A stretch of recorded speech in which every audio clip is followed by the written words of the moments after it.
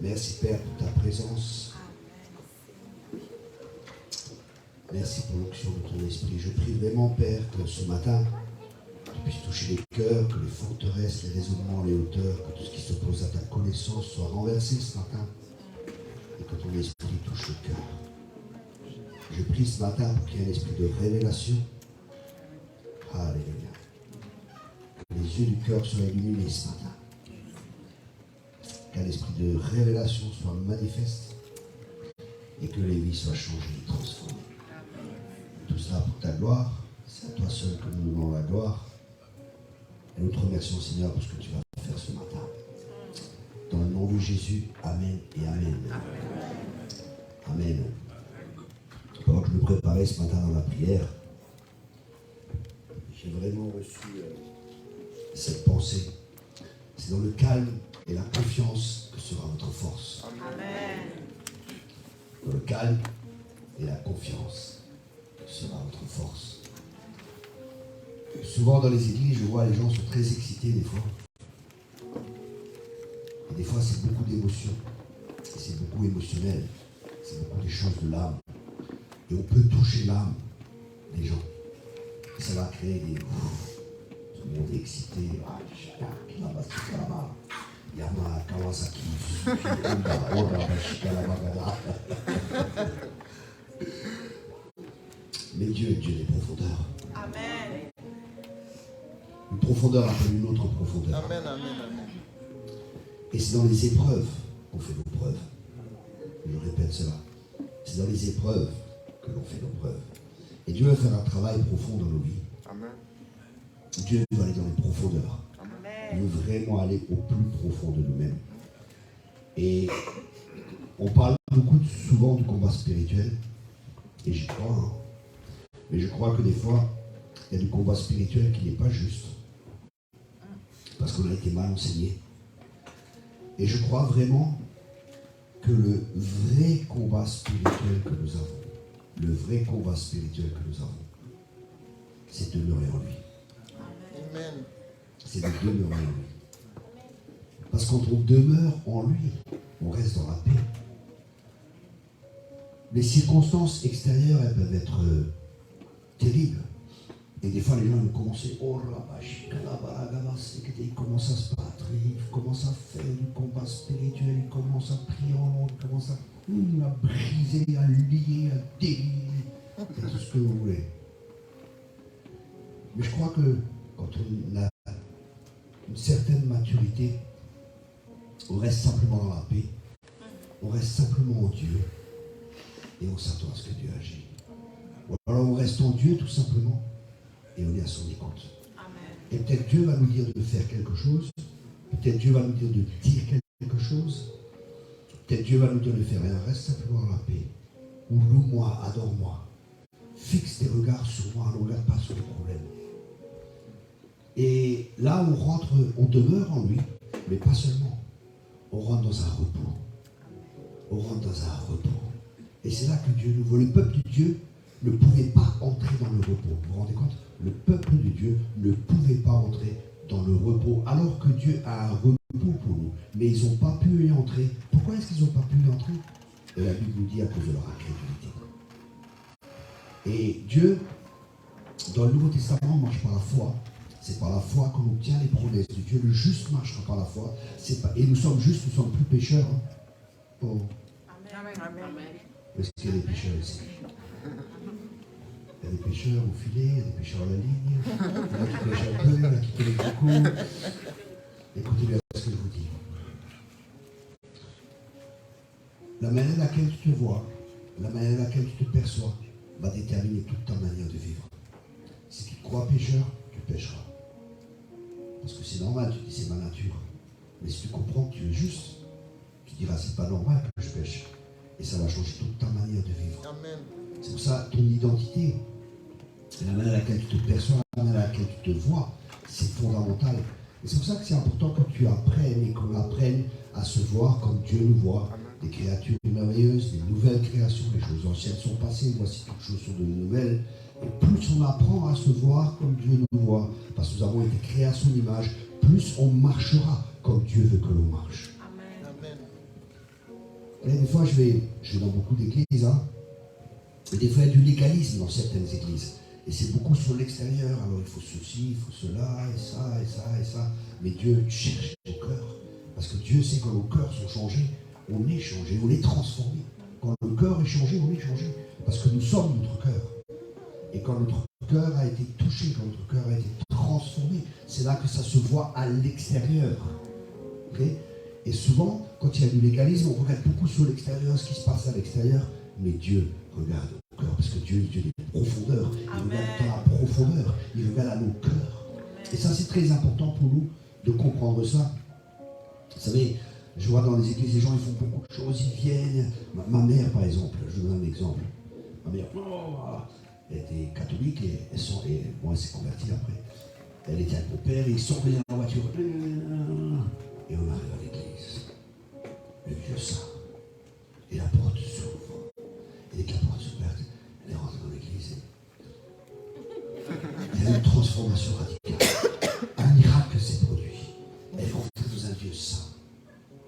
Avec un homme saint. Une femme sainte. Et là, il y a tout qui a changé. Mais qu'est-ce que c'est en fin de compte? C'est l'hypocrisie. Dehors, avec mon père, et dès qu'ils ont franchi la porte, mais c'était un miracle, quoi. Bonjour, ça va. Et Dieu regarde au cœur. Vous savez, à l'extérieur, être chrétien, c'est pas le dimanche matin. C'est le lundi, le mardi, le mercredi, le jeudi, le vendredi. Oui, mais à 10h du soir, le samedi soir, on va en boîte. Non. C'est toute la semaine, à chaque instant, H24, 24 sur 24, demeurez en moi et je demeurerai en vous. Amen. C'est être chrétien, c'est tout le temps. C'est pas juste quand on vient quelque part, dans un lieu saint, avec une personne sainte, on va entendre un message et mis à part. Non, être chrétien, tu es tout le temps chrétien. Tu sois au travail, n'importe partout où tu es chrétien. Et là, on doit apprendre à demeurer en lui partout où nous sommes. Parce qu'ils n'ont pas pu entrer dans la terre promise. Pourquoi? Parce qu'ils n'ont pas prêté foi à la parole de Dieu. Ils étaient incrédules. Et ça, c'est le vrai combat que nous avons.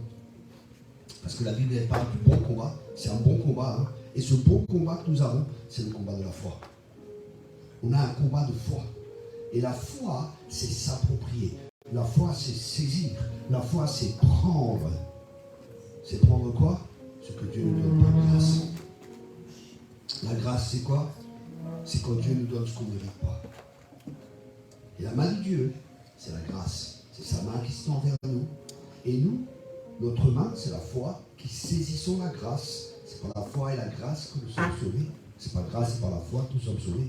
Donc il y a notre foi et la grâce de Dieu. Dieu a tout accompli en Jésus-Christ. Tout a été accompli. Amen. Et il y a un combat. Et ce combat, c'est le combat de la foi. C'est comme Israël, ils ont été délivrés de Pharaon. Vous vous rappelez l'histoire? Dieu a agi. Surnaturellement, Pharaon, c'est l'image du diable. Dieu les a délivrés de Pharaon.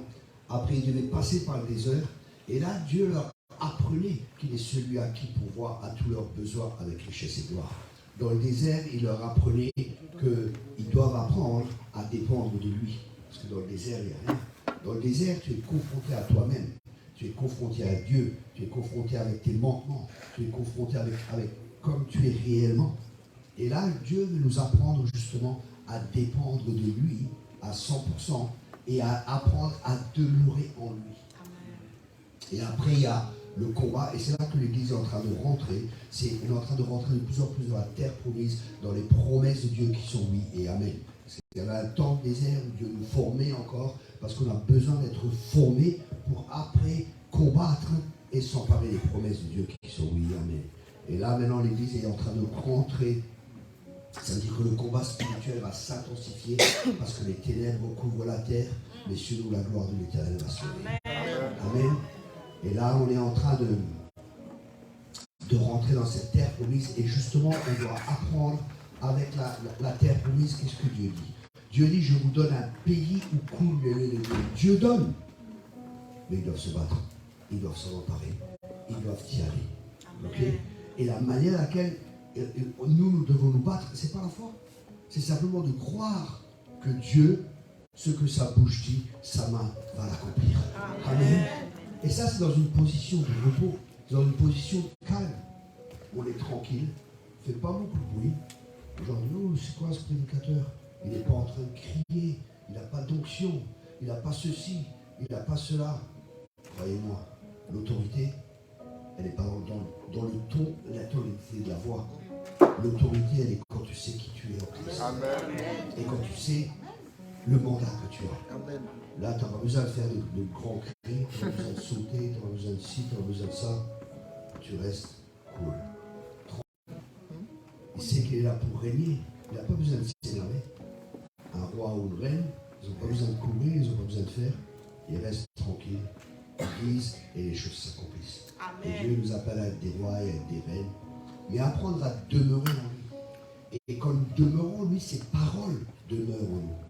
Et après, vous savez, il y a beaucoup de choses qui sont des fois enseignées. Oui, tu proclames. Oui, mais tu proclames quoi?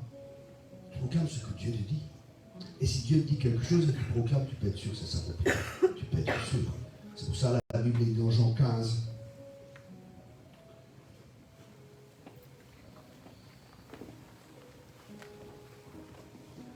Au verset 3, déjà vous êtes purs. Alléluia. À cause de la parole que je vous ai annoncée, vous êtes purs. Vous êtes purs, Amen. Amen. Amen.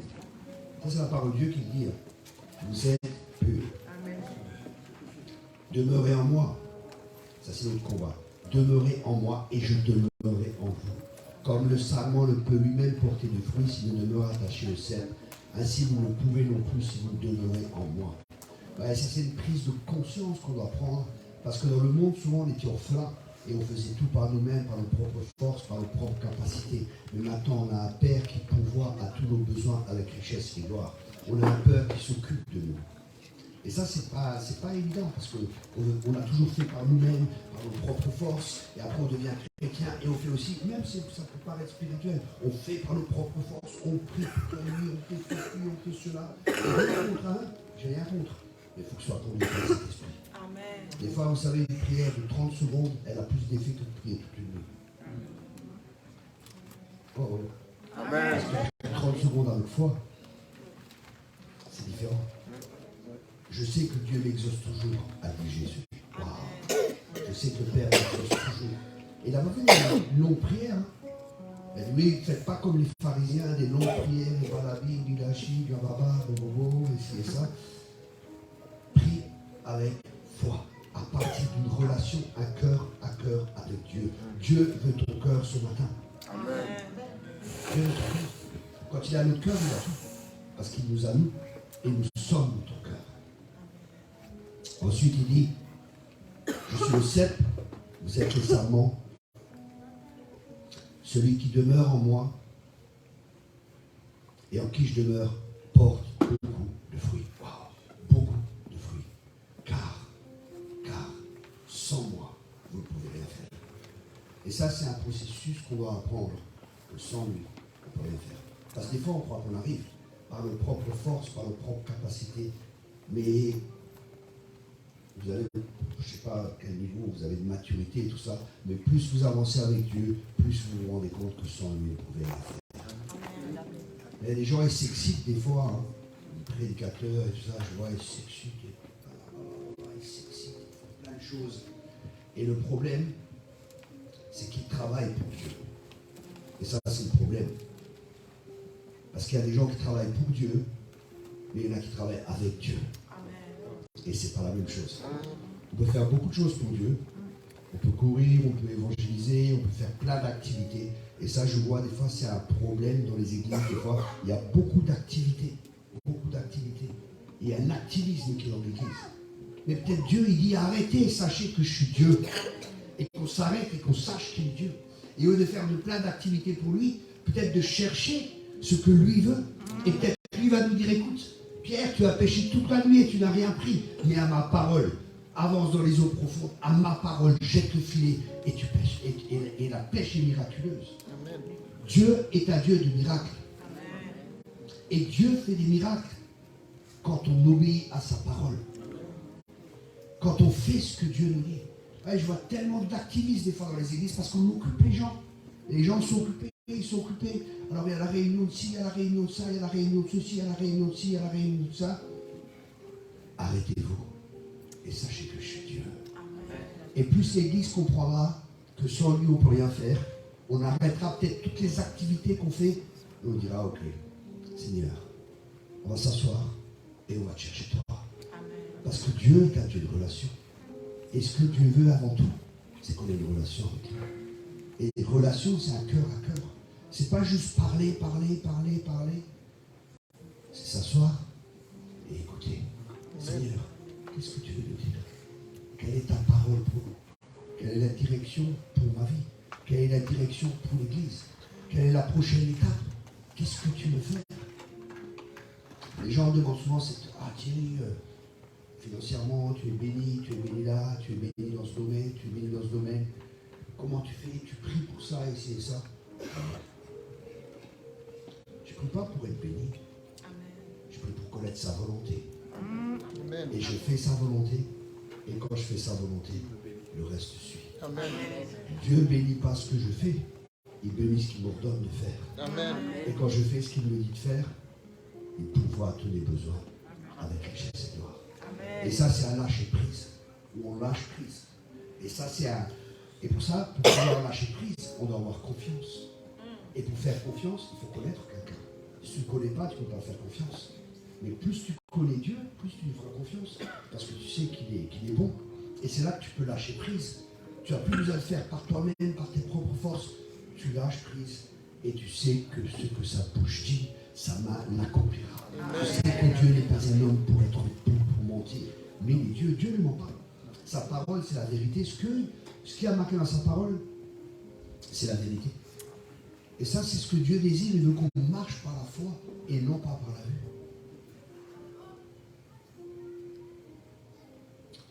Alléluia. Et là, il dit, vous savez, si vous demeurez en moi et que mes paroles demeurent en vous, demandez ce que vous voudrez et cela vous sera accordé. Waouh! La clé pour la prière exaucée, c'est quoi?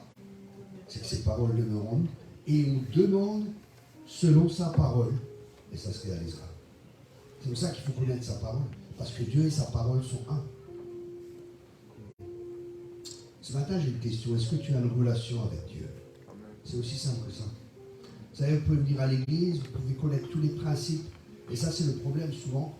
C'est que les gens, ils connaissent les principes de Dieu. Hein, et il y a des principes dans la parole de Dieu, donner la dîme et ainsi de suite. Hein. Il y a les principes, la proclamation et tout. Mais ils utilisent tous ces principes. Et ces principes fonctionnent parce que même des gens du monde, ils utilisent ces principes. Et ça fonctionne. Et ça fonctionne. Même sans Dieu. Waouh! Parce que Dieu a établi des lois spirituelles. La loi de la gravité, si je prends cette bouteille, si je la lâche, elle ne va pas monter. Je peux prier comme je veux, en langue, autant que je veux. Robo Sokora Kabbalah, la bouteille ne monte pas, elle descend. Pourquoi? Parce que c'est une loi que Dieu a établie. Et Dieu a établi des lois. Et ces lois fonctionnent.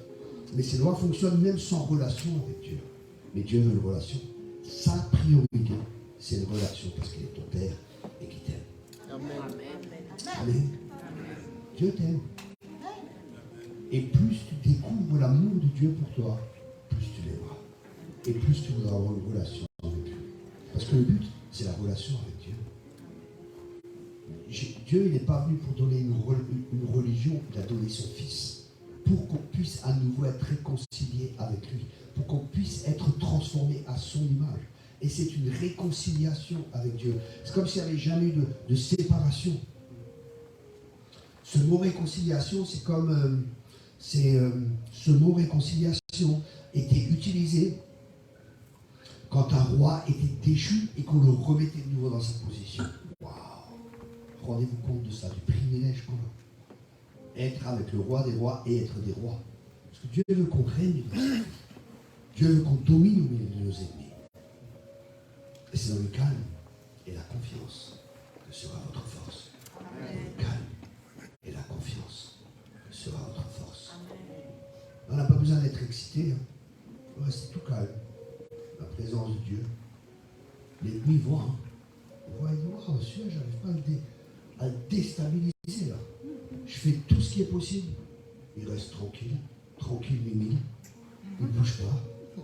Il reste dans une paix. Je me rappelle une femme un jour, elle est venue, elle m'a agressé.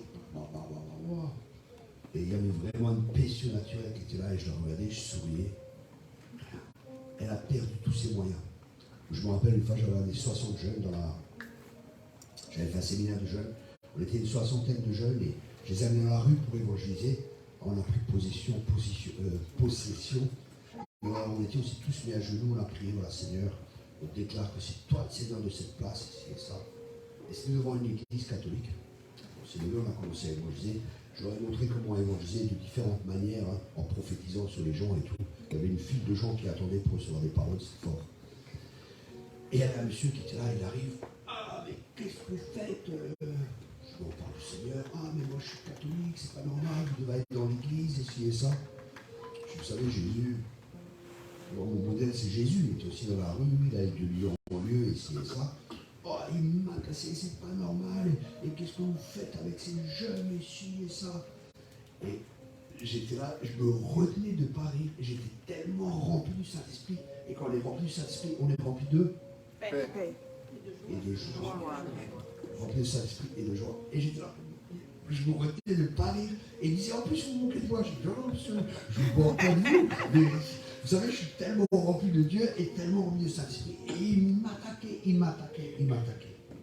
Mais quand on est rempli du Saint-Esprit, comme Jésus, l'ennemi vient et il n'a aucune prise en moi. Amen. Demeurez en moi et je demeurerai en vous. Quand on demeure en lui, l'Éternel est une tour forte. Amen. Il est une tour forte. Rien ne peut nous atteindre. Aucune flèche peut nous atteindre. Je suis dans différentes nations, je suis dans plus de 25 nations, en Afrique, dans les îles et tout ça. Et des fois, je vois, il y a beaucoup de combats spirituels, hein, il y a les démons et tout ça. Ici aussi, il y a les démons, hein. Faut pas croire. Hein. France aussi, ils sont juste en cravate. Je parle pas de ils sont juste bien déguisés, ils ont des cravates, des costumes et tout. Ils sont autrement, quoi. En Afrique, c'est du corps à corps. Mais ici, ils sont subtils et tout ça. Là-bas aussi, hein. Mais ici, ils sont subtils. C'est comme si rien n'était. Mais ça nous attaque dans nos pensées. Dieu n'existe pas, l'humanisme et toutes ces choses démoniaques. Hein. Mais quand je ne fixe pas mon attention sur ces choses. Mes yeux sont fixés sur lui. Et croyez-moi, je me rappelle, j'étais en Nouvelle-Calédonie pendant 3 semaines. Et vraiment, Dieu nous a conduits. Je ne fais pas ça souvent, hein, mais des fois, ça m'arrive quand c'est une conduite de Dieu. Dieu nous conduit à faire du combat spirituel parce qu'il y a des chefferies. Et les chefs, là-bas, ils sont intronisés par des sorciers et tout ça. Il y a des sorciers qui viennent du Vanuatu. Alors, ils prennent par exemple une feuille. Ils crachent sur la feuille, ils la mettent comme ça, là, une feuille de cocotier ou n'importe. Et la feuille, elle ne tombe pas. Hein, elle reste comme ça, en l'air. Et après, ils appellent une personne, ils disent voilà, asseyez-vous sur la feuille. Et les gens s'assoient sur la feuille, ils ne tombent pas. Hein. C'est vraiment la sorcellerie, quoi. Et là, je me rappelle, on était au chefferie parce que Dieu nous avait conduits à faire du combat spirituel. Et tranquille, on a fait ce qu'on avait à faire. Et après, on revient. Et j'étais là-bas pendant 3 semaines. Et la dernière nuit, Dieu me donne un rêve. Et je voyais tous les sorciers autour de moi. Et il disait, on n'a pas réussi à le faire tomber. On n'a pas réussi à le faire tomber. On n'a pas réussi à le faire tomber. Demeurez en moi. Demeurez en Christ. Aucune arme forgée contre toi aura de l'effet. Aucune langue qui s'élèvera contre toi. Toute langue qui s'élèvera contre toi, tu la condamneras.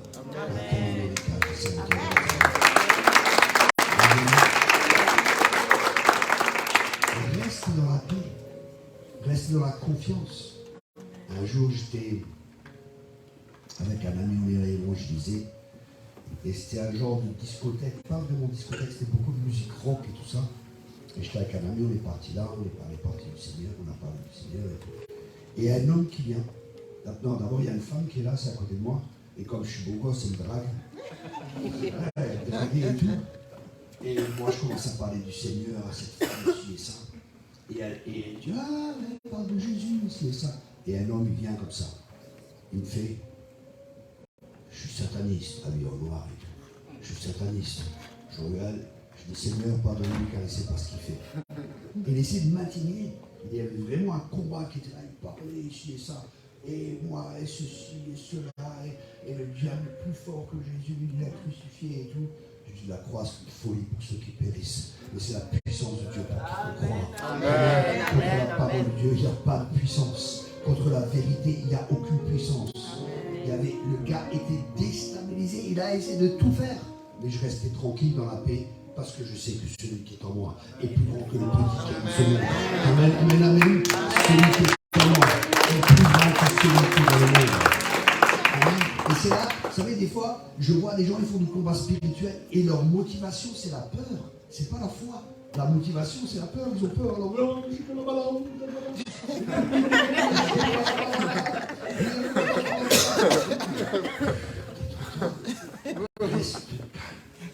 Dieu est en contrôle. Oui, mes frères, tu vois pas ce qui se passe dans le monde. C'est la fin des temps et tout est si terrible et c'est ça. Et alors, si 1000 tombent à la droite, 10 000 à gauche, ce ne sera pas un cas. Amen. Reste dans la paix, marche par la foi et confiance en Dieu. Je vais dans des pays, vous savez, des gens ils me disent, mais ils vont te couper la tête, ils vont faire ceci, ils vont faire cela. Je dis non, je sais que Dieu m'envoie, je n'ai pas à avoir peur. Si Dieu t'envoie, si Dieu te donne le mandat, et de toute façon, si je meurs, je sais où je vais, je suis à la maison. Amen. Je n'ai pas peur de mourir. L'apôtre Paul disait, la mort m'est un gain. Vous vous rendez compte? Et je pense qu'il pensait vraiment ça. Pas seulement parce qu'on sera avec le Seigneur ici et ça, mais je pense qu'il a tellement souffert, cet homme. Laissé pour mort plusieurs fois. 40 coups moins un. Emprisonné. Tous m'ont abandonné. Excepté toi, Timothée, mon fils. Waouh. Beaucoup se disent apôtres aujourd'hui. Mais l'apôtre, c'est la première caractéristique de l'apôtre, c'est quoi? La première caractéristique de l'apôtre, c'est quoi? C'est pas implanter des églises. C'est pas avoir des miracles. La première caractéristique de l'apôtre, c'est une patience à toute épreuve. La patience. L'autre caractéristique, un jour Dieu m'a parlé. Il dit Thierry, c'est quoi la caractéristique principale du ministère apostolique?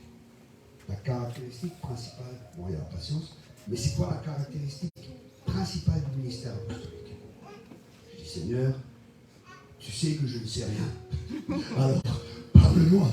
Parce que vous savez, si vous venez vers Dieu et que vous savez tout, il ne va pas vous répondre. Et le Seigneur, c'est quoi? Et Dieu m'a dit, c'est la gestion des conflits. C'est la gestion des conflits. Quand il y a un apôtre, il y a des conflits, tout ça. Tout le monde est énervé, tout le monde est calme. Il va donner juste une paille, il écoute, il est tranquille. Mais quand il parle, l'autorité de Dieu parle. Il y a la sagesse de Dieu qui est là. Mais il reste calme, il n'est pas excité, il n'est pas énervé. La parole vient. Et la parole, elle est moite. Et là, toute bouche se tait. Et tout le monde sait, waouh, Dieu a parlé. C'est pas dans les grands cris, c'est pas dans l'exubérance, dans le calme et la confiance que sera votre force. Amen. Et Dieu veut nous amener dans cette dimension. Le prêtre, il est toujours habillé de fin lin. Pourquoi est-ce qu'il a porté du fin lin? Parce que le lin ne fait pas transpirer. Il n'y a pas de sueur. Et la sueur représente toujours le travail de l'homme. Et Dieu, il ne voulait pas qu'il y ait de sueur, parce qu'il ne voulait pas qu'il y ait du travail de l'homme. Il voulait que ce soit lui-même qu'il fasse. Et des fois, on essaye, avec des bonnes intentions, même de bâtir l'église. Mais Jésus a dit, je bâtirai mon église. Amen. Et c'est lui qui l'a bâti. Et quand l'autel devait être bâti, on ne pouvait pas utiliser du fer pour construire. Parce que le fer représente aussi l'homme. Et Dieu, quand il ne construit pas de manière humaine. Il construit de manière divine. Et quand Dieu construit son église, il utilise des pierres. Et ces pierres, c'est des pierres vivantes. Et ça, c'est toi et c'est moi. Nous sommes des pierres vivantes. L'église, c'est un édifice spirituel. Et pour construire l'église, ça doit être construit spirituellement. L'apôtre Paul disait, le Dieu que je sers en esprit. En esprit. Il travaille en esprit. Ce n'est pas de manière naturelle que les choses étaient faites, c'était en esprit. La manière à laquelle Dieu travaille, prend frère marteau et sœur toilerie et ils nous frottent les uns les autres. Et on a envie de partir, on a envie de... Et ce frère, c'est si dur, et cette sœur, c'est si dur. Mais... Oh, Seigneur, il dit, reste. Laisse-moi te former. Laisse-moi te transformer en mon image. Aime comme moi j'aime. Wow. Demeure en moi. Prie pour ton frère. Prie pour ta sœur. Bénis. Dis du bien. Critique pas. Vous savez, c'est facile de voir les problèmes chez les gens. Il y en a qui croient qu'ils sont prophètes parce qu'ils voient les problèmes. Je vous garantis, s'il y a un inconverti qui rentre, il verra les problèmes qu'il y a ici. Mais voir le potentiel de Dieu dans la vie des gens, ça c'est autre chose. Voir la semence divine dans la vie des gens, c'est autre chose. Voir les problèmes, c'est facile. Mais voir le potentiel, voir le cœur des gens, parce que Dieu regarde toujours le cœur. Les pharisiens, ils faisaient tout pour l'extérieur, hein, vous vous rappelez dans la Bible. Ils faisaient des longues prières. Oh Seigneur, Dieu d'Abraham, d'Isaac et de Jacob. Et tout était bien religieux et bien du formalisme et tout était fait pour l'extérieur. Et Jésus, purée, j'aime trop Jésus, il les cassait. Il cassait toute leur manière d'être, toute leur structure, tout ce qu'ils avaient bâti. La question est pourquoi Jésus est venu? Ah, c'est une bonne question, ça, merci d'avoir posé. Pourquoi Jésus est venu? Personne, vous êtes esprit de surdité ou de... Ils sont muets. Pourquoi Jésus est venu? Pour nous sauver. Quelqu'un veut dire quelque chose? Pourquoi Jésus est venu? Pour nous sauver. Pour nous sauver? Pour sauver le monde. Pour sauver le monde? Pour nous enseigner. Pour nous enseigner? Pour révéler le Père. Ça, c'est la réponse. Amen. Quand Jésus est venu, les gens avaient une image de Dieu. Et Dieu, il a dit, dans sa parole, vous ne ferez pas d'image. Et nous aussi, imaginons les statues chez les catholiques et tout ça. Non, vous ne ferez pas d'image de Dieu. On peut avoir une conception de Dieu. On peut se faire une image de Dieu qui est complètement fausse de ce que Dieu est. Les pharisiens avaient l'image d'un Dieu dur. Et l'image que nous avons de Dieu va affecter toute notre vie. Parce qu'ils avaient un Dieu dur, ils étaient durs. Et ils vivaient tout le temps sous la condamnation. Ah, si je fais les choses bien, je suis aimé, je suis accepté. Si je fais les choses pas bien, je ne suis pas aimé et je ne suis pas accepté. Dieu ne t'aime pas pour ce que tu fais, Dieu t'aime pour ce que tu es. Je répète cela. Dieu ne t'aime pas pour ce que tu fais, Dieu t'aime pour ce que tu es. Un jour, je posais une question dans une église. Je dis, est-ce que Dieu nous aime quand on pêche? Les gens ils disent, ah, il y a un combat. Hein. Et au fait, ouais, est-ce que Dieu nous aime quand on pêche? Est-ce que Dieu nous aime quand on pêche? Ah, vous doutez là. Alors, une question. Hein. Bien sûr, Dieu nous aime quand on pêche. Mais il y en a, il a dit, Dieu nous aime encore plus quand on pêche. Je fais ça, c'est une fausse doctrine. Mais Dieu nous aime. Parce que Dieu est amour. Et il nous aimait quand on était encore pécheurs. Quand nous étions encore pécheurs, Dieu nous aimait. Mais Jésus il est venu, et les pharisiens étaient là, ils avaient une image de Dieu, et ils essayaient de véhiculer l'image et la conception qu'ils avaient de Dieu. Et quand Jésus est venu, il a tout mis par terre, il a tout cassé, et il a montré comment Dieu est. Et la question est, comment est Dieu? Ça, c'est une bonne question. Comment est Dieu? Celui qui m'a vu a vu le Père. Celui qui m'a vu a vu le Père. Si tu veux avoir une bonne image de Dieu, regarde à Jésus. Comment était Jésus? Comment était Jésus? Il allait de lieu en lieu, il frappait les gens, il jugeait. Qu'est-ce qu'il faisait? Il allait de lieu en lieu, il faisait du bien, il guérissait les malades, et ainsi de suite. Et ça, c'est l'image de Dieu. C'est l'image du Dieu invisible, c'est Jésus. Ça, plus on connaît Jésus, plus on apprend à connaître le Père. Et le Père est bon. Le Père est bon. Mais des fois, le problème qu'il y a, c'est qu'on peut avoir l'image du Père qu'on peut avoir, elle peut être déformée par l'image que nous avons de notre propre Père. Et quand on entend Père, on peut faire référence à nos pères. Peut-être qu'il n'était pas là, peut-être qu'il ne t'a jamais consolé, peut-être qu'il n'a pas pourvu le besoin, peut-être qu'il a trompé ta mère, peut-être qu'il t'a abandonné, et ainsi de suite. Et là, il y a besoin de guérison. On a besoin d'être guéri, on a besoin d'être restauré pour voir tel que le Père est vraiment.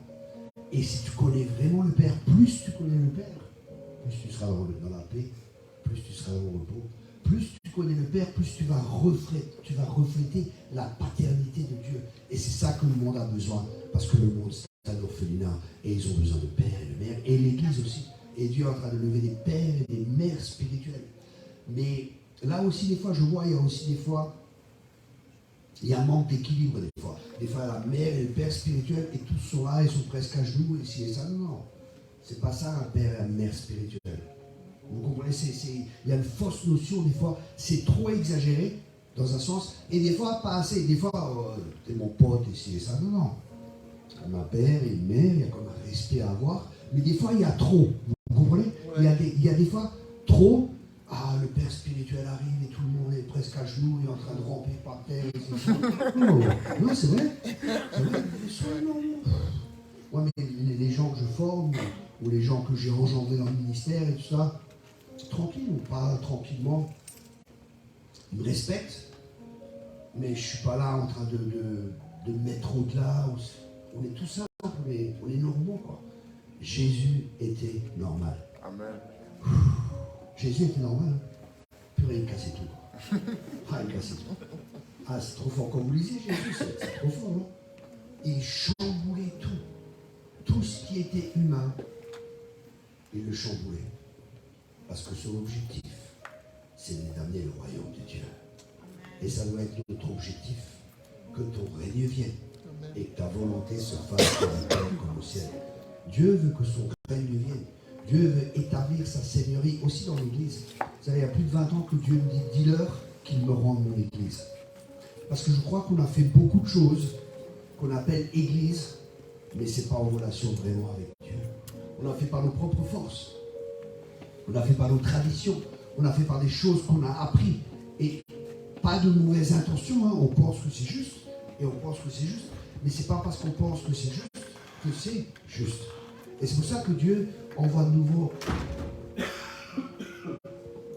les prophètes et les apôtres dans les derniers temps. Parce qu'ils ont le modèle de Dieu, mais le modèle qui vient du ciel.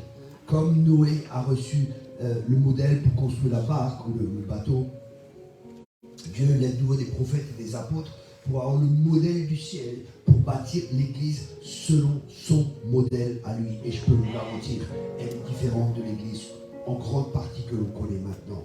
Parce qu'il y aura une caractéristique dans cette Église, c'est l'amour qu'ils ont les uns pour les autres. Amen. Ça, c'est vraiment une des caractéristiques, une des marques de l'Église de la fin des temps. Amen. C'est l'amour. C'est l'amour qu'ils ont les uns pour les autres. Amen. Donc soyez prêts à être chamboulés. Soyez prêts à être, parce qu'on est dans un temps de réforme. On n'est pas juste dans un temps de réveil. Parce que Dieu est en train d'amener une réforme profonde, une réforme des cœurs, une réforme de la structure de l'Église. L'Église ne sera plus comme elle est. Elle ne sera plus comme elle est. Dieu est en train de changer complètement la structure de l'Église. Soyez prêts à être chamboulés. Soyez à l'écoute du Saint-Esprit. Soyez vraiment à l'écoute du Saint-Esprit. Peut-être on fera l'Église, je ne sais pas, ce sera complètement différent. Peut-être vous allez...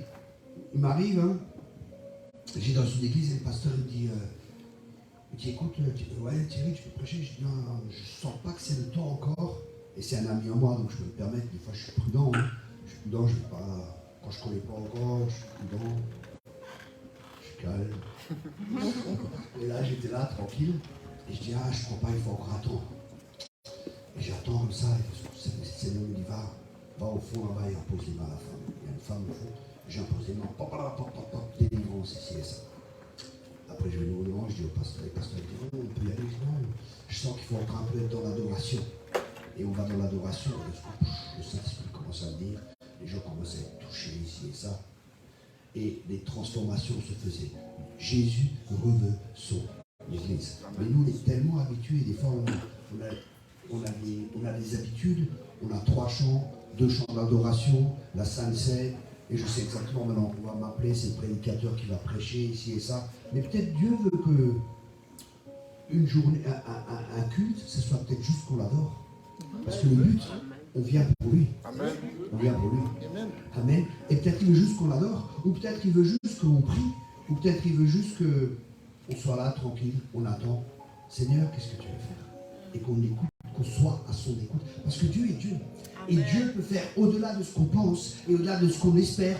Peut-être juste avec une parole, peut-être en une seconde, Dieu peut faire quelque chose que nous, on n'arrive pas à faire.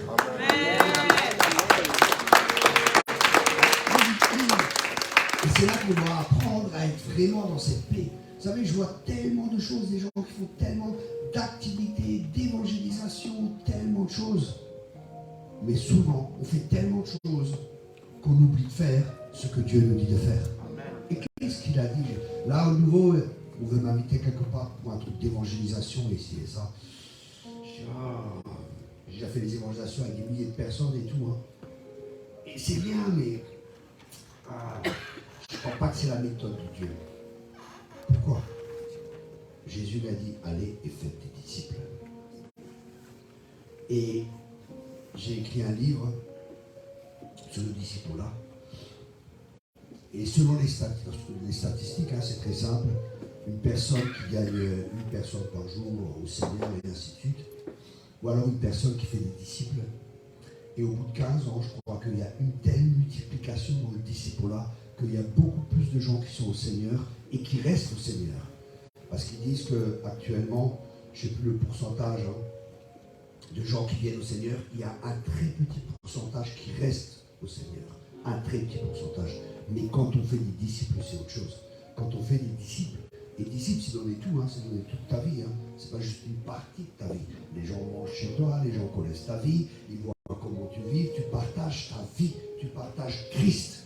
C'est autre chose que de venir le dimanche à l'église et le mercredi soir dans la réunion de prière. C'est chaque jour que tu vis et les gens voient que Christ est avec toi. Les gens voient Christ au travers de toi. Les gens, ils ont besoin de Jésus. Amen. Et c'est là qu'on fait des disciples, où on s'investit dans la vie des gens. Les gens sont convertis. Vous savez, c'est facile que les gens se convertissent. C'est facile. Je vais dans la rue maintenant.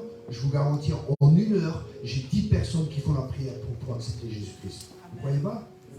Je vous garantis, c'est facile, c'est très facile. L'onction est là, je sais comment parler aux gens. Très facile, il y a 10 personnes qui se convertissent. Je vous le garantis. J'ai fait des évangélisations de rue. Je me rappelle, j'étais à Nice, promenade des Anglais. Le pasteur était avec moi, une femme s'est convertie, elle est dans l'occulte. Je lui ai imposé les mains. Elle avait un sachet, je lui ai mis la tête dans le sachet, elle vomissait, je chassais les démons. Promenade des Anglais. C'est très facile. C'est facile. C'est facile. Les gens sont prêts.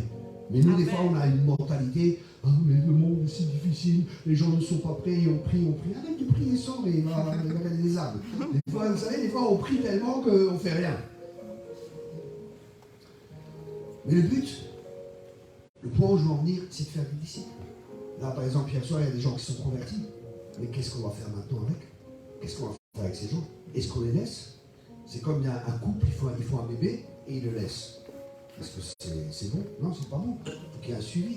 Normalement, au bout de 24 heures, selon les statistiques, il faut reprendre contact, parce que l'ennemi, il est là, il travaille. Il ne veut pas que les gens ils deviennent des disciples. Et justement là, il faut reprendre contact et très vite faire un travail avec les gens. Et ça, je crois que c'est des principes qui existaient dans l'église primitive et que nous, on a oublié. Par exemple, dans l'église primitive, il y a, je ne sais plus quel livre, c'était un livre historique, il disait que quand quelqu'un se convertissait, quand une personne se convertissait et venait au Seigneur, un des disciples, pas l'apôtre, le prophète, pas les 5 ministères, pas le diacre, pas ceci, pas cela, un des disciples de l'église, il prenait cette personne, il jeûnait ensemble pendant 3 jours et il faisait tout leur passé de la personne. Et ils priaient dans leur passé. Qu'est-ce que tu as fait? Tu as fait ceci, tu as fait cela. Ouais, j'ai couché, j'ai fait ceci, j'ai pris de la drogue, qu'est-ce que j'en sais pour moi actuellement. J'ai fait ci, allez, tout ça, ça dégage, repends-toi de tout ça. On prie, ça dégage, délivrance, guérison intérieure. Vous savez comment les gens ils commençaient leur vie chrétienne? Ils ne traînaient pas des boulets pendant 10 ans ou 20 ans. Ils commençaient une vie chrétienne en étant tout de suite, pas 100%, mais il y avait déjà un travail qui était fait, un travail important, et ça les propulsait dans la vie chrétienne. Et ça, c'est des week-ends comme ça, ce qu'on appelle des week-ends de rencontre, quand les gens se convertissent, où on fait ça, on fait la délivrance, la guérison intérieure, et c'est ça. Et ce que je fais avec les gens que je forme, tous les gens que je forme, ils font tous les disciples, tous prophétisent, tous entendent la voix de Dieu, tous ont des visions, tous ont des rêves, tous, c'est comme Jésus, quoi. C'est tout à fait normal. Mais ça coûte du temps, ça prend du temps. Il y en a une, pendant 5 ans, j'ai mis après, pardon. D'abord après 3 ans, elle me dit, j'ai compris maintenant ce que c'est. Il faut qu'on fasse des disciples, Joseph. Après 3 ans. Mais ça prend du temps, parce qu'on n'est pas habitué à ça. Vous savez, je dis toujours à mes équipiers, ça reste entre nous. Évitez de prendre des gens qui viennent des églises. Allez chercher les convertis. Amen. Parce que des fois, les gens qui viennent des églises, ils ont tellement, oui, mais dans mon église, on fait comme ça, et dans mon église, retourne-y alors. Et dans mon église, on fait comme ça. Il y a tellement de forteresse, tellement de raisonnements. Mais vous prenez quelqu'un qui est tout frais, là, un poisson tout frais. Il arrive, une âme toute fraîche, elle sait rien, elle connaît rien. Et là, on lui montre tout de suite la vie chrétienne, c'est être un disciple. Tu prophétises, tu chasses les démons, tu guéris les malades. C'est normal. Elle connaît rien d'autre. Mais ça fait 20 ans d'église et c'est juste qu'il faut s'asseoir, lever les mains, mettre les essuie-glaces, dire Alléluia, Amen, donner la Bible, donner les offrandes. On va penser, là, c'est ça. Et toi, tu dis, vas-y, prophétise. Dans mon église, on ne fait pas ça. Vas-y, chasse les démons. Mais chaque chrétien devrait faire ça. Voici les signes qui accompagneront ceux qui auront cru. Amen. C'est vrai, vous avez raison, c'est pas pour tous les chrétiens, mais c'est pour ceux qui croient. Amen. La Bible dit, voici les signes qui accompagneront ceux qui auront cru. Chasserez les démons, prier les nouvelles langues, guérir les malades, et ainsi de suite. Boirez un breuvage mortel, et ça ne vous fera rien du tout. La vie chrétienne, c'est magnifique. La vie chrétienne, c'est une vie d'aventure. Si ta vie est ennuyeuse, deviens chrétien. Bien vrai. Si ta vie est, tu te dis chrétien, et que ça ne marche pas avec ton Dieu, prends le mien. Avec le mien, ça marche. Amen. Nous devons vraiment être des disciples. C'est ça le cœur de Dieu. C'est qu'on devienne des disciples. Et quand Dieu m'a dit ça il y a plusieurs années, il me dit Thierry, fais des disciples. Je dis quoi? C'est bien, mais je fais déjà des disciples. C'est quoi ça? Je n'arrivais pas à comprendre. Ah, je dis ok, ben, je priais, je réfléchissais. J'ai acheté 20 livres sur le disciple-là. Parce que je cherchais et tout. Et un jour, je suis allé à l'aéroport. Pour aller en Israël, où je revenais, je ne sais plus. Et à côté de moi, il y a un rabbin. Et il croyait que j'étais juif parce que je ne quitte pas. Et il me dit ah, vous voyez le rabbin? C'est un rabbin, hein? Il dit, vous voyez le rabbin qui est là-bas? Je dis oui. Il me dit, c'est un de mes disciples. Je dis, waouh. Dieu me parlait à travers ce temps. Hein. C'est un de mes disciples. Ah, je dis, waouh. Je vais commencer à chercher dans la culture juive et dans la pensée juive ce qu'est un disciple. Parce que quand Jésus est venu, il a commencé à parler de disciples. C'était rien de nouveau pour eux. C'était tout à fait normal. Et un disciple, c'est quelqu'un qui suit, entre parenthèses, un maître, un rabbin. Hein. Jésus, maître ou rabbin, il l'appelait maître, il l'appelait rabbin. Et il enseignait pas seulement ce qu'il savait, mais surtout la manière de vivre. Parce que pour un juif, c'est pas ce que tu sais qui est important. C'est ce que tu sais et que tu vis de ce que tu sais. Vous saisissez? Parce que nous, on est dans la culture grecque. Et dans la culture grecque, en Europe, je ne sais pas comment c'est en Afrique, hein, mais en Europe, dans les écoles, tout ça, on nous enseigne beaucoup de choses. Et tu sais plein de choses, mais en fin de compte, tu sors, tu ne sais rien faire, quoi. Mais tu crois que tu sais tout parce que tu as la tête qui est bien gonflée, mais tu ne sais rien faire du côté pratique. Parce que pour un juif, tu sais uniquement ce que tu vis. Vous comprenez la différence? Et ça, c'est une grande différence. Donc, dans l'église, pareil, des fois, les gens, ils ont des séminaires, et ils savent tout sur Dieu, mais ils ne connaissent pas Dieu. Ils ne connaissent pas le cœur de Dieu. Et ils ne vont jamais chasser un démon, ils ne vont jamais guérir un malade, ils ne sauront pas quoi faire, mais ils savent plein de choses sur Dieu. Parce qu'on est dans la connaissance de nouveau. Mais Jésus, il n'est pas là pour la connaissance, il est là pour la vie. Alléluia. C'est pour la vie. Nous ne mangeons pas de stade de la connaissance, on veut connaître plus. C'est bien de connaître, mais c'est pour mettre en pratique que ce livre de la loi ne s'éloigne point de ta bouche. Médite-le jour et nuit. Médite-le jour et nuit. Afin que tu mettes en pratique. Et c'est alors que tu réussiras dans toutes tes entreprises. Dieu veut qu'on ait de la réussite dans toutes nos entreprises.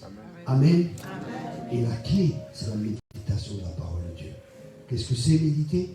Méditer, c'est murmurer. Lis la Bible en murmurant. Parce que quand tu parles la parole, tu l'entends, tu la vois avec tes yeux, tu l'entends et tu la plantes dans ton cœur. Tu murmures la parole.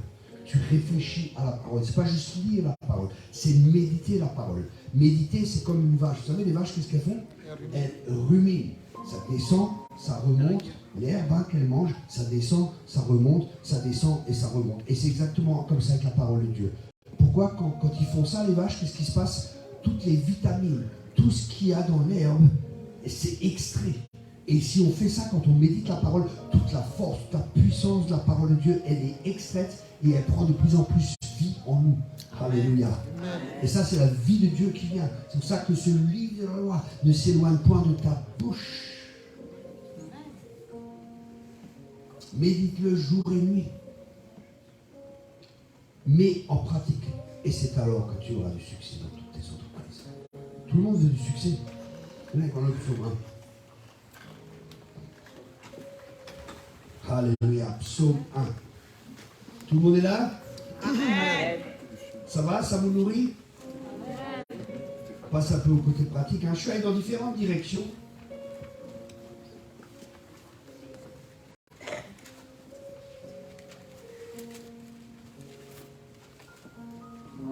Psaume 1. Il est dit, heureux l'homme qui ne marche pas selon le conseil des méchants, qui ne s'arrête pas sur la voie des pécheurs et qui ne s'assied pas en compagnie des moqueurs. Il y a d'autres traductions qui disent, béni l'homme qui ne marche pas selon le conseil des méchants. Après le verset 2, mais qui trouve son plaisir dans la loi de l'Éternel et qui la médite jour et nuit. Il est comme un arbre planté près d'un courant d'eau, qui donne son fruit en sa saison et dont le feuillage ne flétrit point. Tout ce qu'il fait lui réussit. Qui aimerait réussir dans tout ce qu'il fait? Ok, ça va chez les gens normaux. Ça va. C'est normal. Non, mais des fois, vous savez, les chrétiens, il faut être petit, il ne faut pas réussir, il faut ceci, il faut cela. C'est la fausse humilité, quoi. C'est horrible. C'est ça. Les chrétiens, il faut être moche, il faut avoir de belles voitures, il faut pas bien être bien habillé, il faut sentir mauvais, comme ça on est bon chrétien. J'exagère un peu, mais l'esprit religieux, c'est terrible, quoi. C'est horrible. Non, Dieu veut que tu prospères à tous égards. Amen. Dieu veut que tu sois en bénédiction pour beaucoup. Et pour bénir les autres, il faut que tu sois toi-même béni. Tu peux uniquement donner ce que tu as. Si tu n'as pas, tu ne peux pas bénir. Amen. Et on est béni de toute bénédiction. Donc, béni l'homme qui ne marche pas selon les conseils des méchants. Mais il y a une chose, on est béni de toute bénédiction. On est béni, hein. Amen. De toute bénédiction. Mais il y a une chose entre être béni et vivre la bénédiction. Vivre la bénédiction, c'est que la bénédiction, elle est manifestée. Qu'est-ce que signifie manifester? Manifester, c'est rendre visible. C'est amener quelque chose du spirituel dans le naturel. Et comment on fait cela? La Bible, elle dit, mais qui trouve son plaisir dans la loi de l'Éternel et qui la médite jour et nuit. Et qui la médite jour et nuit. Chacun de nous, on médite. Alors vous allez dire, mais je ne peux pas lire la Bible jour et nuit. Personne ne demande ça. Mais est-ce que tu penses? Est-ce que vous êtes en train de penser maintenant? Vous êtes en train de penser maintenant? Oui, non? Oui, vous êtes en train de penser. Est-ce que vous pensez tout le temps? Vous pensez tout le temps. Vous êtes tout le temps en train de penser. Non? Ah, ok? À quoi vous pensez? C'est ça la différence. Méditer, c'est penser à la parole de Dieu. À quoi penses-tu? Parce que chacun de nous pense. Et ce à quoi on pense le plus, c'est souvent là où il y a notre cœur. Donc si on pense à la parole de Dieu et qu'on médite la parole de Dieu et qu'on pense aux choses de Dieu, qu'est-ce qui se passe? Il est comme un arbre planté près d'un courant d'eau qui donne son fruit en sa saison et dont le feuillage ne se fait pas. Tout ce qu'il fait réussit. Et là on est planté près d'un courant d'eau et ce courant d'eau c'est la parole de Dieu. Amen. Et là, tu te nourris de cette parole, même quand il y a les temps difficiles, même quand il y a la sécheresse, même quand il y a tout ce que tu veux, quand tu es dans la parole est éternelle, et tu te nourris de cette parole, et tu restes, la parole reste en toi, tu es dans la paix de Dieu, et cette parole de Dieu, elle reste en toi. Et cette parole, c'est pas une parole morte, c'est une parole qui est vivante, c'est une parole qui est efficace, et c'est là que tu porteras les fruits, et les fruits pour l'éternité. Alors, je vais terminer avec ça. Reste dans la paix. Reste dans sa parole. Je t'encourage à croire sa parole. Oui, mais tu ne comprends pas. Tu ne connais pas les difficultés par lesquelles je passe. Tu veux que je te dise les miennes? Tu veux que je te dise mes combats? Vous croyez que les ministères, ils n'ont pas de combat? Vous croyez, souvent, ils ont plus de combats que les gens. Parce qu'il faut qu'ils amènent les gens plus loin. Et tu peux uniquement amener les gens là où tu es. Amen. Si tu n'es pas passé par des combats, qu'est-ce que tu vas raconter aux gens?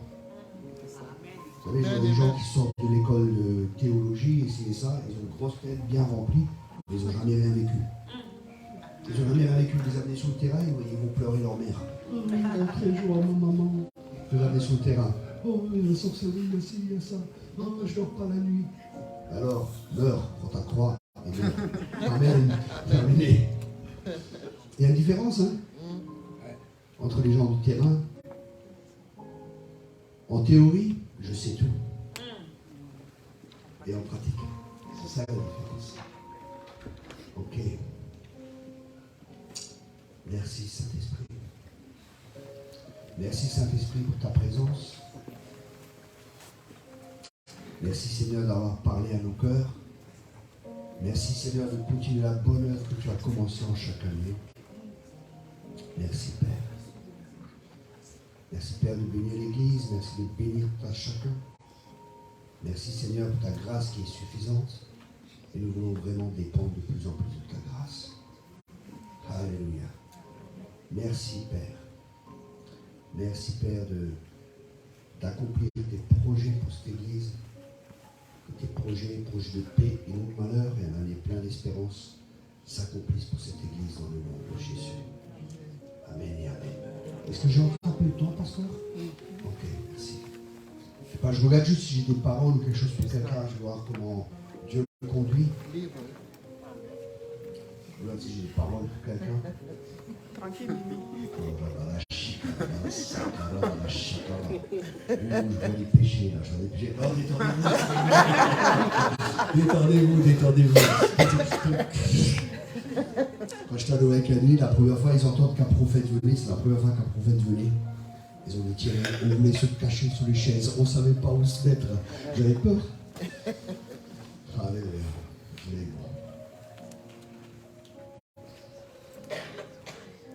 Voilà, merci Seigneur. Alléluia. Ma soeur, oui, vous.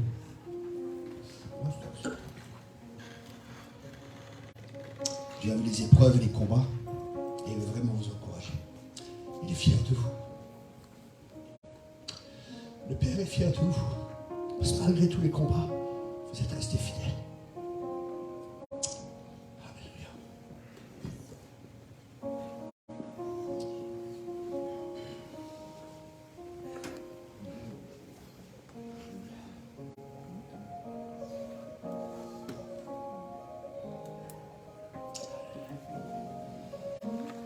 Vous n'êtes pas seul. Il est avec vous. Et il vous soutiendra. Voilà. Il vous soutiendra. Et celui qui ne vous délaisse pas et qui ne vous abandonne pas. Merci Seigneur. Merci Seigneur. Merci Seigneur. Merci Seigneur. Alléluia. Alléluia. Alléluia. Merci Seigneur.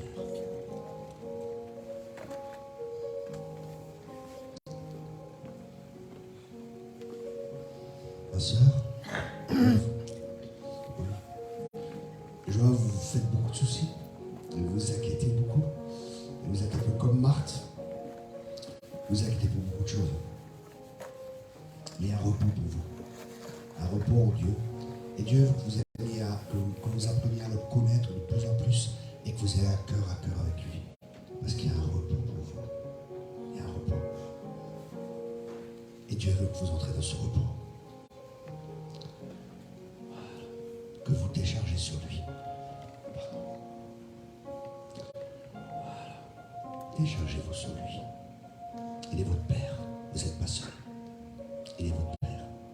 Laissez sortir la souffrance, les déceptions, tout ce que vous avez vécu. Peut-être qu'on vous a abandonné, on vous a délaissé. Il ne vous abandonnera pas. Et il ne vous délaisse pas. Merci Père. Merci Père de toucher cette sœur.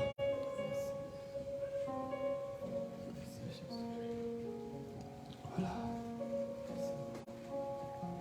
Vous pouvez lui faire confiance. Vous pouvez vous décharger sur lui tous vos soucis. Car lui seul prend soin de vous. Déchargez-vous sur lui de tous vos soucis, car lui seul prend soin de vous. Alléluia, merci Saint-Esprit. Merci Saint-Esprit. Merci Saint-Esprit.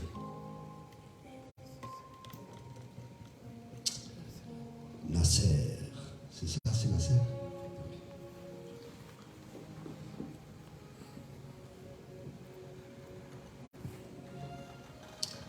Alléluia. Alléluia, Seigneur. Regarde pas en arrière, Nasser. Regarde pas à ton passé, aux choses du passé. T'identifie pas à cela. Tu es une toute nouvelle créature. Identifie-toi de plus en plus à qui tu es en Christ et Dieu va t'utiliser. Dieu va faire un chemin où il n'y a pas de chemin. Mais c'est Dieu qui va te conduire. Et il veut que tu apprennes à le connaître de plus en plus en tant que Père, parce qu'il est ton Père. Et ça va changer toute ta vie. Ça va mettre un fondement solide. Et tu vas connaître une paix que tu n'as pas connue. Je prie qu'il y ait une révélation du Père de plus en plus forte qui vienne dans ta vie. Et c'est là que tu vas pouvoir lâcher certaines choses. Quand des fois tu tiens et tu as peur, et il y a comme des craintes qui sont là, inconsciemment, au plus profond de ton cœur. Et plus tu vas connaître le Père, plus tu vas pouvoir lâcher, plus tu vas entrer dans un repos, et plus Dieu pourra t'utiliser. Alors fais-lui simplement confiance que la bonne œuvre qu'il a commencée en toi, il l'achèvera. Et pour toi, ma soeur, tu es une créature merveilleuse. Tu es une créature merveilleuse. Tu es une créature merveilleuse. Accepte-toi. Tu es jolie. Accepte-toi. Accepte-toi. Il a fait de toi une créature merveilleuse. Je crois que Dieu veut que tu changes ton regard sur toi, que tu commences à te voir comme lui te voit, et que tu regardes dans ce miroir. Parce que la Bible a dit que sa parole, c'est son miroir. Et quand on regarde dans ce miroir, c'est le miroir qui nous conduit à la liberté. Alors regarde dans ce miroir et tu vivras une liberté plus grande. Parce que tu es aimé, tu es accepté, tu es choisi et voulu de Dieu. Et je crois que dans les années qui viennent, peut-être avant, je ne sais pas, mais vous allez servir Dieu en couple. Et ça va être très fort. Et je vous bénis avec ça. Dans le nom de Jésus-Christ. Alléluia. Merci Saint-Esprit. Merci Saint-Esprit. Alléluia. Warrior là, hein? Guerrière, hein? On lâche pas le morceau, hein? Alléluia. Dieu aime la détermination de votre cœur. Continuez, mais avec sa force. Parce que si Dieu est pour nous, qui peut être contre nous? Qui peut être contre nous? Et la victoire est assurée. Soyez assurés que la victoire est assurée. De gloire en gloire et de victoire en victoire. Amen. Alléluia. Merci Saint-Esprit. Merci Saint-Esprit. Alléluia. Alléluia. Ni par puissance, ni par force, mais c'est par l'Esprit du Seigneur que les choses se réaliseront. Et il y a un repos qui est là pour vous aussi, mon frère. Et Dieu veut que vous rentrez dans ce repos. Et quand vous allez lâcher tout cela, et que vous allez rentrer dans ce repos, vous allez être spectateur de ce que Dieu fait. Et vous allez être émerveillé. Parce qu'il peut faire au-delà de ce que vous pensez et au-delà de ce que vous espérez. Amen, amen, amen. Ça va, l'Andresse? Ça va? T'as demandé une parole au Seigneur? Tu lui as dit parle-moi? Tu vois? Je vais voir s'il a quelque chose à te dire ou s'il n'a rien à te dire. Mais je sais que tu lui as demandé. Parce qu'au moment où je t'ai regardé, j'ai lu dans ton cœur et je dis Seigneur, parle-moi. Et rien n'est caché. Alléluia.